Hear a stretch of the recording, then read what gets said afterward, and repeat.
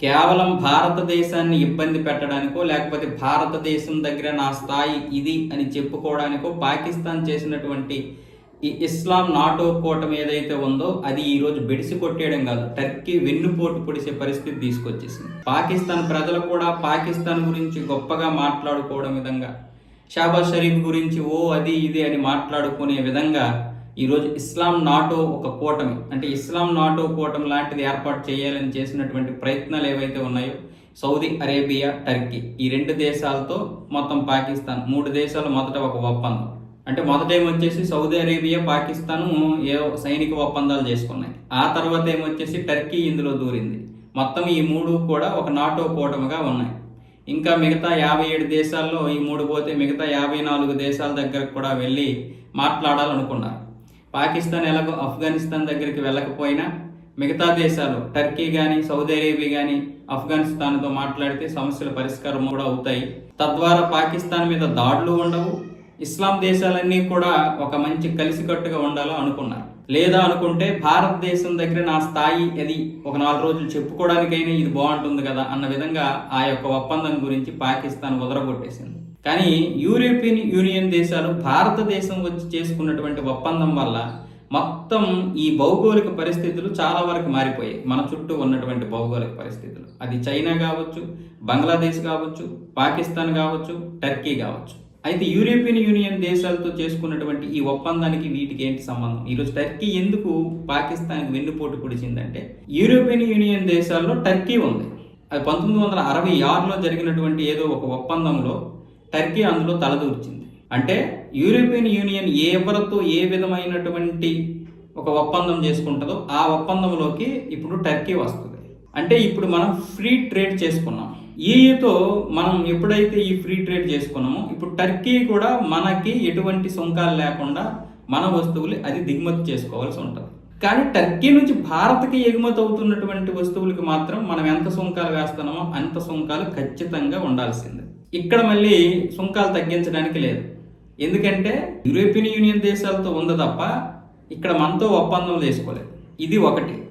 ఇప్పుడు పాకిస్తాన్తో గనక ఈ యొక్క కూటమిలో ఉంటే రేపు భారతదేశం దగ్గరికి వెళ్ళి మనం ఏ విధంగా కూడా అడగలేము. యూరోపియన్ యూనియన్ దేశాలు మాత్రమే కాదు, అమెరికా, కెనడా, ఆస్ట్రేలియా, చైనా లాంటి దేశాలు కూడా ఈరోజు భారతదేశంతో ఒప్పందాలు చేసుకోవడానికి వస్తున్నాయి, యుఏఈతో సహా. ఇలాంటి పరిస్థితుల్లో ఇప్పుడు పాకిస్తాన్తో నాటో కూటమని ఆ కూటమని చెప్తే ఇక అన్ని దేశాలు నన్ను పక్కన పెట్టేస్తాయని గ్రహించినటువంటి టర్కీ రేపొద్దున్న యూరోపియన్ యూనియన్తో కలిసి భారతదేశం దగ్గరకు వచ్చి మాకు కూడా ఫ్రీ ట్రేడే ఇవ్వాలి, మీరు కూడా మాకు కూడా ఎటువంటి సుంకాలు వద్దు అని భారతదేశాన్ని రేపు రిక్వెస్ట్ చేయాలంటే ఇక్కడ అన్ని తగ్గించుకోవాలని గ్రహించినటువంటి టర్కీ ఈరోజు ప్రకటించింది ఏంటి? నిన్న సాయంత్రం సౌదీ అరేబియా పాకిస్తాన్ యొక్క సంబంధం కూడా కేవలం సైనిక సంబంధాలే, అలాగే టర్కీ, పాకిస్తాన్, అలాగే సౌదీ అరేబియా ఈ 3 సంబంధాలు కూడా సైనిక సంబంధాలే. ఇందులో ఎటువంటి కూటములు లేవు, కేవలం ఆర్థిక సంబంధాలు ఉన్నాయి. ఇది ఎటువంటి నాటో కూటమి తరహా కాదు, ఇదంతా కూడా ఒక ఫేక్ ప్రచారం అని టర్కీ ఈరోజు ప్రకటించింది నిన్న సాయంత్రం.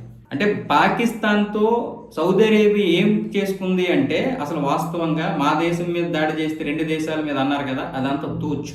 సౌదీ అరేబియాకి ఇప్పుడు యుఏఈ నుంచి మిగతా దేశాల నుంచి ఇప్పుడు పరిస్థితులు బాగోలేదు కాబట్టి దాడి జరిగే అవకాశాలు ఉంటాయి. ఆ దాడిని అడ్డుకోవడానికి ఇప్పుడు కేవలం ఆయుధాలు మాత్రమే కాదు, పాకిస్తాన్ సైన్యం కావాలి ఇప్పుడు సౌదీ అరేబియాకి. ఆ పాకిస్తాన్ సైన్యం బార్డర్లో ఉండి అడ్డుకుంటే చస్తే పాకిస్తాన్ సైన్యం చచ్చిపోతుంది, లేదనుకుంటే మనం హ్యాపీగా ఉండొచ్చు. కాబట్టి పోయేదేమీ లేదు.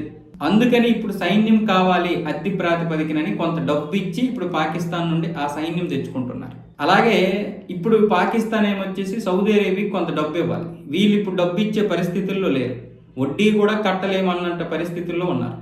సో వడ్డీ కట్టకపోయినా ఇప్పుడు సౌదీ అరేబియా గట్టిగా ఏమనలేదు. అణ్వాయుధాలు ఉన్నాయి కాబట్టి పాకిస్తాన్ దగ్గర ఎప్పటికైనా ఉపయోగపడుతుంది పాకిస్తాన్ అనే ఉద్దేశంతో అది కూడా సైలెంట్గానే ఉంది. కానీ ఇప్పుడు ఈ థండర్ 17 యుద్ధ విమానాలు ఉన్నాయి కదా, ఆ యుద్ధ విమానాలు కొనుక్కొని అక్కడ వైమానికాన్ని బాగా బలంగా చేసుకోవడమే కాకుండా ఈ అప్పు కూడా తీర్చుకోబోతుంది సౌదీ అరేబియా. వీళ్ళు ఎలాగో డబ్బులు ఇవ్వరు కాబట్టి ఆ థండర్ 17 యుద్ధ విమానాలైనా కొనుక్కుందామన్న విధంగా ఒప్పందం చేసుకుంది. దీని గురించి పాకిస్తాన్ ఇటువైపు వచ్చి మా యొక్క ఆర్డర్లు విపరీతంగా పెరిగిపోతున్నాయి మా యొక్క థండర్ 17కి, అలాగే మేము ఇప్పుడు కూటమిగా ఏర్పడిపోతున్నామని చెప్పుకొచ్చింది. అలాగే వీళ్ళకి సైనిక ఒప్పందం ఏదైతే ఉందో ఆ సైనిక ఒప్పందానికి ఒప్పుకోవడమే కాకుండా మేము ఒక ప్రకటన చేస్తాం. ఏం ప్రకటన? సౌదీ అరేబియా మీద దాడి చేసినా, పాకిస్తాన్ మీద దాడి చేసినా, ఇరు దేశాల మీద దాడి చేసినట్లుగానే భావించాలి అని ఒక ప్రకటన చేస్తాం. దానికి మీరు ఎటువంటి వ్యతిరేకత వ్యక్తం చేయకూడదని ఆ రోజు ఆసిఫ్ మునీరు, షాబాజ్ షరీఫ్ సౌదీ అరేబియాతో మాట్లాడితే సరే మీరు చేసుకోండి అన్నారు. అందుకనే ఆ రోజు అలా చేసుకున్నారు. దానికి చాలా మంది ఇక్కడ ఏమన్నారంటే ఈ ఒప్పందం జరగకుండా ఇక్కడ ఆపాల్సింది నరేంద్ర మోదీనే. వాళ్ళిద్దరు ఒప్పందం చేసుకుంటే నరేంద్ర మోదీకి ఏంటిది? వాళ్ళు ఏ విధంగా ఒప్పందం చేసుకుంటున్నారో పక్కన పెట్టండి. అందుకని ఆ రోజు సౌదీ అరేబియా ఏం అనలేదు. కానీ ఆఫ్ఘనిస్తాన్ ఆ తర్వాత పాకిస్తాన్ మీద దాడి చేసినప్పుడు సౌదీ అరేబియా ఏం మాట్లాడలేదు. మీ ఇద్దరు కామ్గా ఉండండి, సమయం పాటించండి అన్నారు. మరి పాకిస్తాన్ మీద దాడి చేస్తే ఇరు దేశాల మీద కూడా దాడి చేసినట్లే అన్నారు కదా. మరి అలాంటప్పుడు సౌదీ అరేబియా ఎందుకు మరి ఆఫ్ఘనిస్తాన్ మీద దాడి చేయలేదంటే అసలు అది పక్కనే ఉన్నటువంటి యూఏఈతో దాడి చేయాలంటేనే దానికి ఇప్పుడు పాకిస్తాన్ సైన్యం కావాలి. ఇప్పుడు ఇంకా అలాంటి దాడులు చేస్తుందా? పైగా అది ఒప్పందం చేసుకోలేదు. వీళ్ళు ప్రగల్భాలు పలికారు, మేము ఇలా అబద్ధం చెప్తాము, దానికి మీరు జస్ట్ ఏమనుకుండా ఉంటే చాలు అని.